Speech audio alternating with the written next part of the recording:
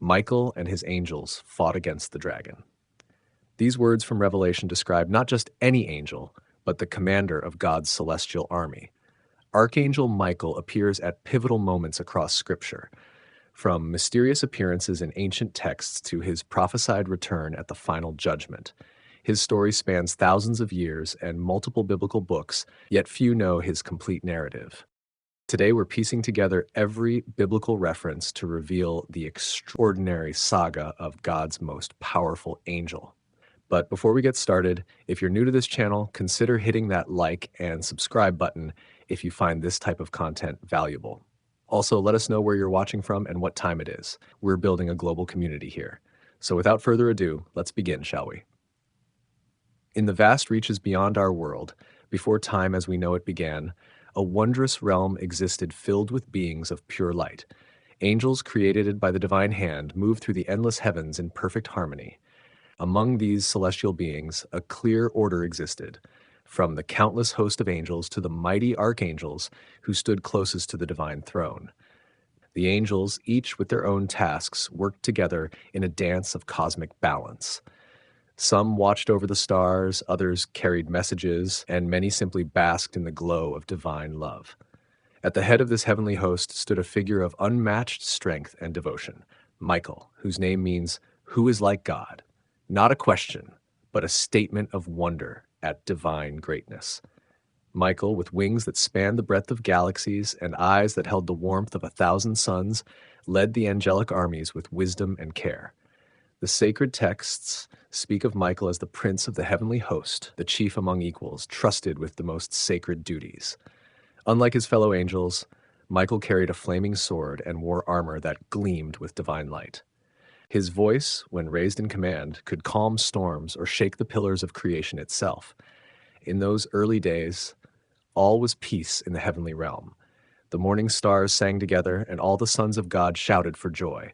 Every being knew their place in the grand design, serving with gladness and moving in perfect unity with the divine will. Michael, ever watchful, moved among them as both leader and friend. Yet even in this perfect world, the seed of change was stirring. For among the highest ranks of angels was one called Lucifer, the light-bearer, whose beauty outshone nearly all others.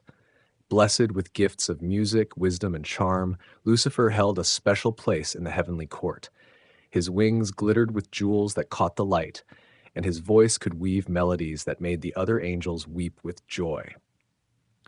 As time passed in that timeless realm, something began to shift within Lucifer's heart. Where once there was only love and service, a new feeling began to grow, a tiny spark that would soon set the heavens ablaze.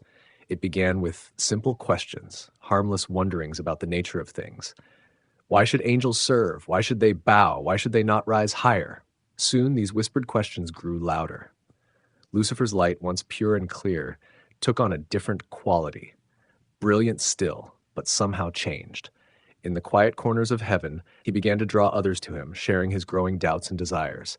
"We are mighty," he would say. "We deserve more." Michael watched this change with growing concern. He saw the subtle shifts in Lucifer's behavior, the gathering of like-minded angels, the secret meetings. Where once all had been open and free, now shadows seemed to gather even in the realm of perfect light. Michael brought his worries before the divine throne, seeking guidance on how to handle this strange new development.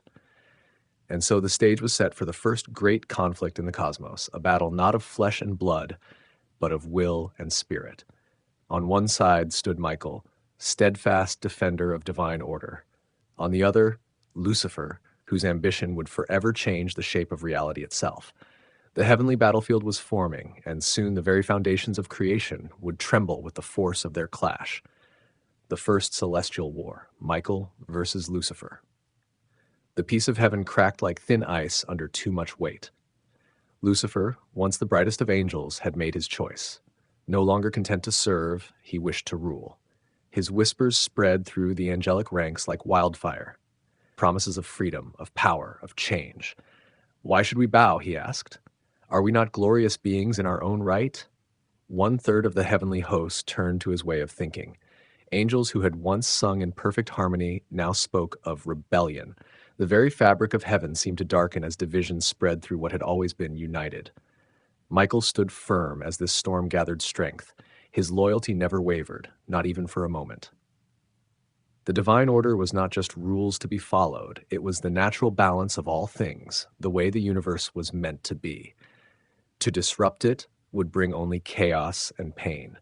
The book of Revelation paints this ancient conflict in vivid terms. And there was war in heaven. Michael and his angels fought against the dragon, and the dragon fought and his angels and prevailed not.